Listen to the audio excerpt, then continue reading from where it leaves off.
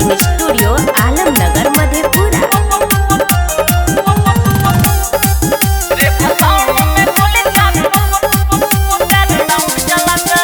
बाते बाते पे यहाँ चल जाए छे गोली, छिए रे भाई रंगदार के टोली। बाते बाते पे यहाँ चल जाए छे गोली, छिए रे भाई रंगदार के टोली। शारदे भवानी के नारा गुजते, सिर झुका के सब लोग पूजते। बन देवे डोली पर डीजे बाजते, हेरे साउंड बाजते।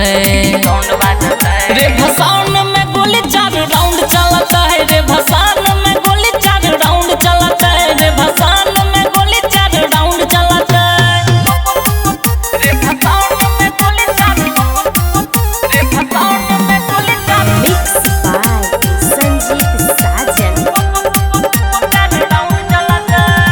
मोनी सूरतिया मैया के छे सुनर, मैया में विद्या देवे के छे हुनर। मोनी सूरतिया मैया के छे सुनर, मैया में विद्या देवे के छे हुनर। डीजे बजा के खूबे डांस चलता है, माइक लगा के अलाउंस चलता है। फुल आवाज में डीजे बजता है, हेरे साउंड बजता है। रे भसान में गोली 4 राउंड चलता है, रे भसान में गोली 4 राउंड चलता है, रे भसान में गोली 4 राउंड चलता है। रे भसान में गोली 4, रे भसान में गोली 4 मिक्स बाय संजीत साजन। नचे छे सब माँ के चरण में आई, माता मूर्ति से ताके मुस्काई। नचे छे सब माँ के चरण में आई, माता मूर्ति से ताके मुस्काई। शारदे भवानी के नारा गुजते, सिर झुका के सब लोग पूजते।